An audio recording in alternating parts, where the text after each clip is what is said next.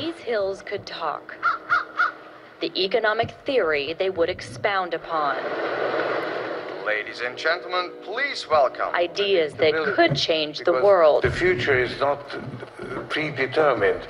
Or at least billionaire George Soros bringing together PhDs and Nobel Prize winners with the backdrop of historical Bretton Woods would suggest someone is hoping they will. At Bretton Woods, New Hampshire. It was here Allied nations came during World War II.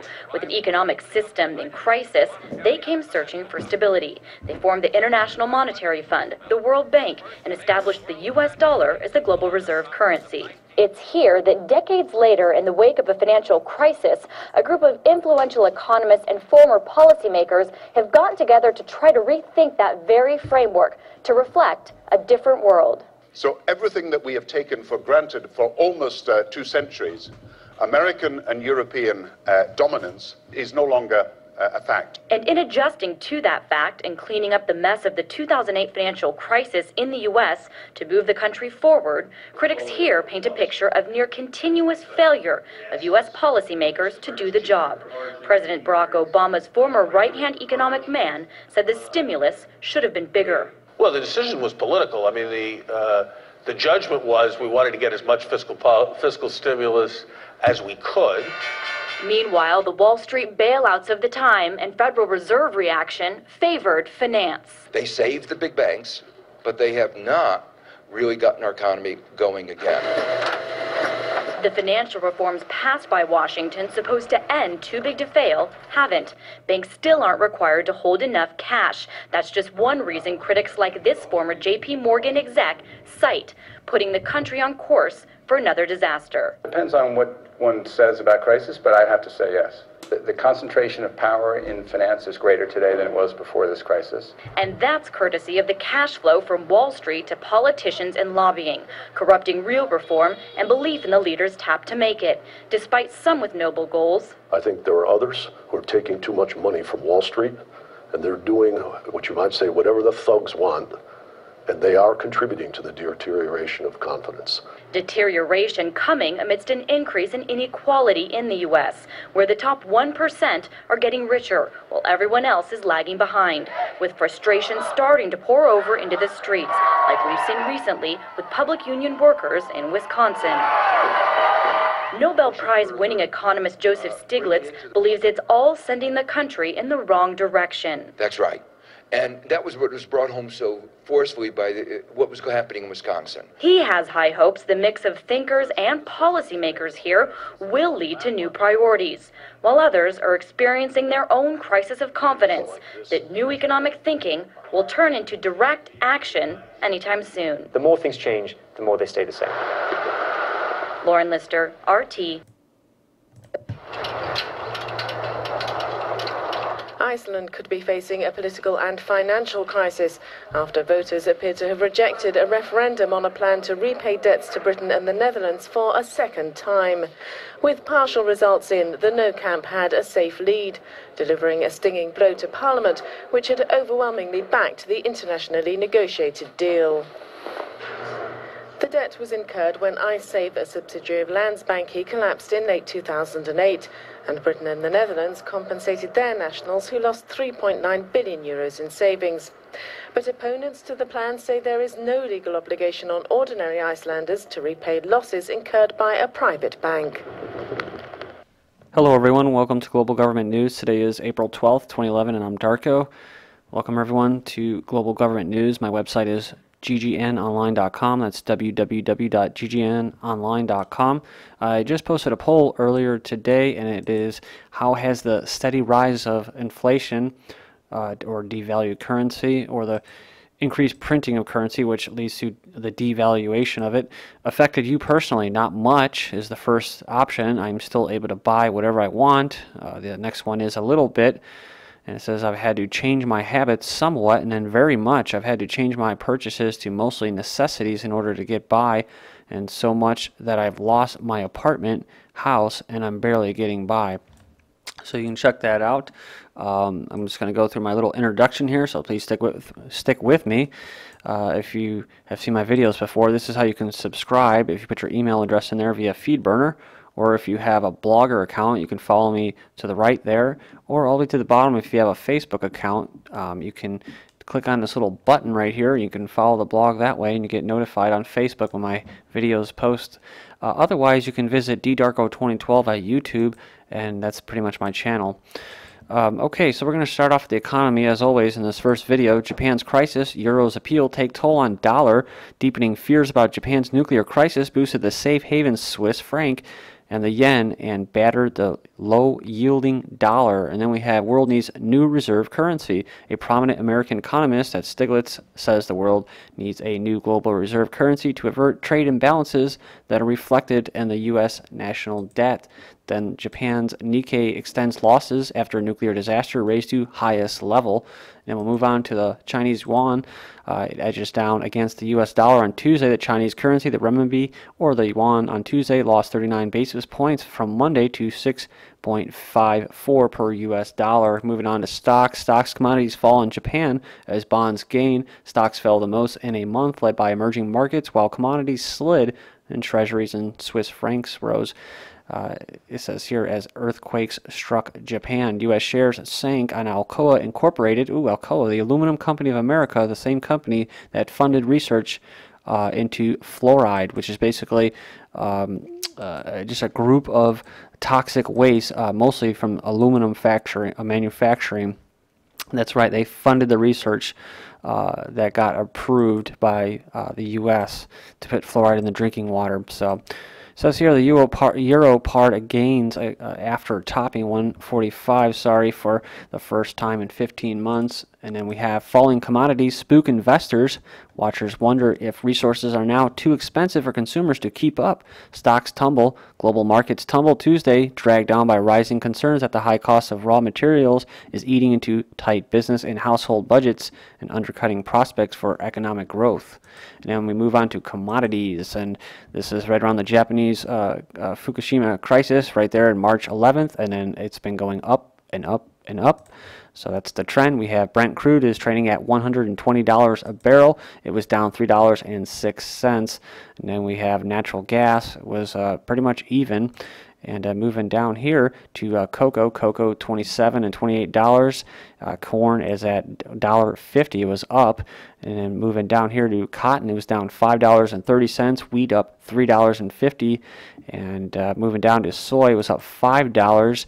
And we're going to move down to precious metals. Copper. Copper is at $437.60, and it was down 75 cents. Gold, $1,453 an ounce. It was up 20 cents.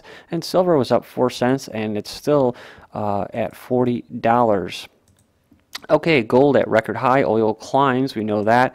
Crude oil plunges as higher prices are forecast to curb growth. And then we'll move here.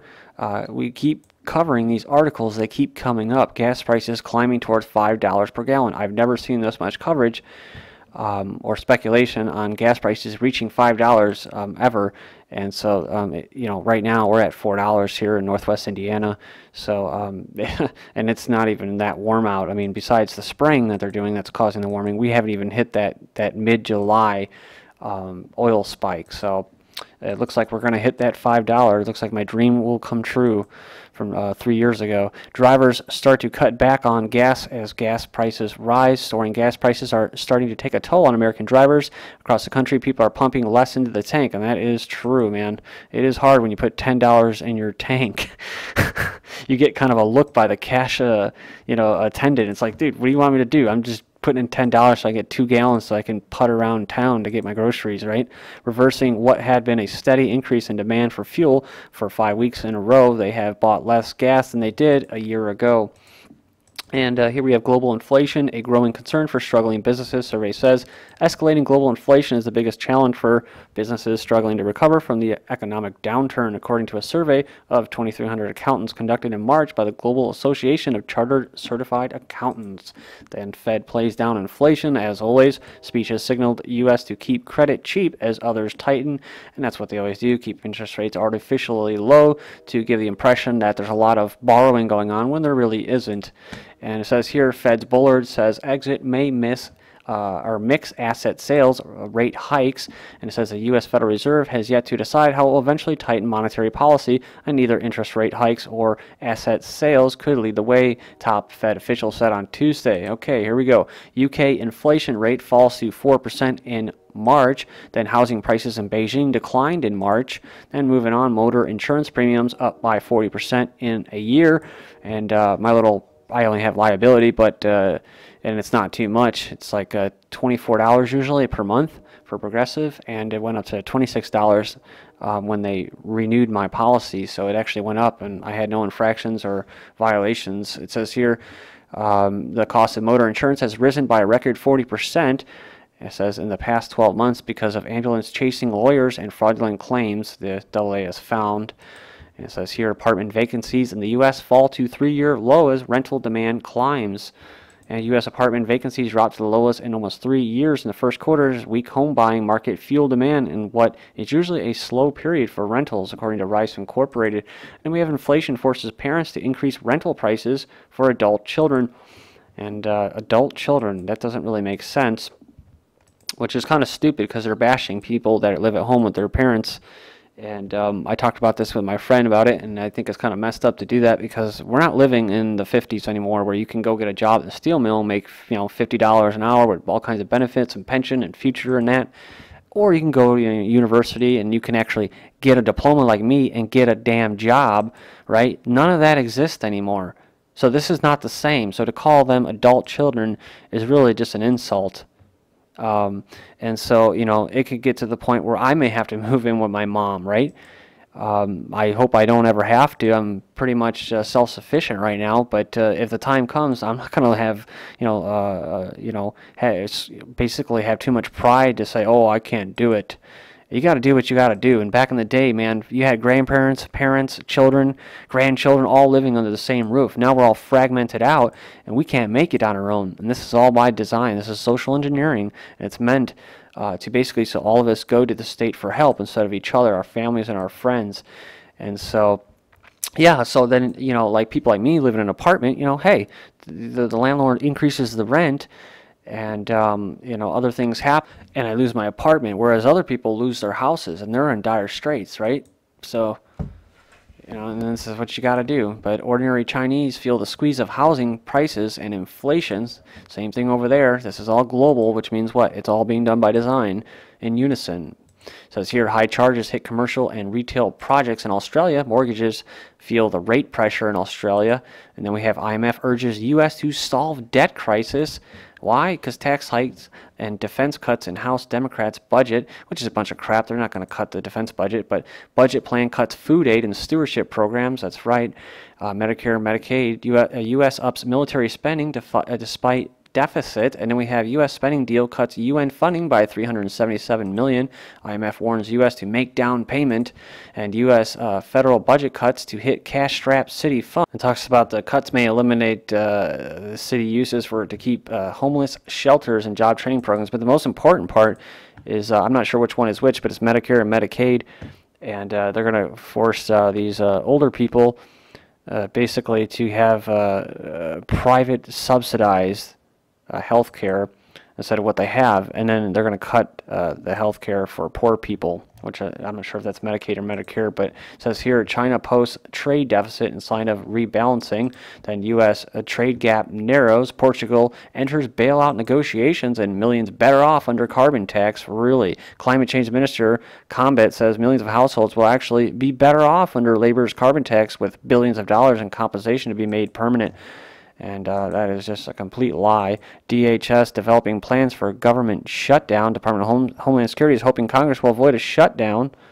And even in a shutdown, military and police basically would continue with their duties during the shutdown. So there you go, right? IRS to increase pre-crime enforcement. It says here that bureaucrats in D.C. are seeking to step up the Internal Revenue Service powers and technology to essentially audit taxpayers before returns are even filed. After a massive upgrade in technology, the IRS will be able to pre-calculate what it expects to receive in taxes and instantly reject any return that does not comply with its determination.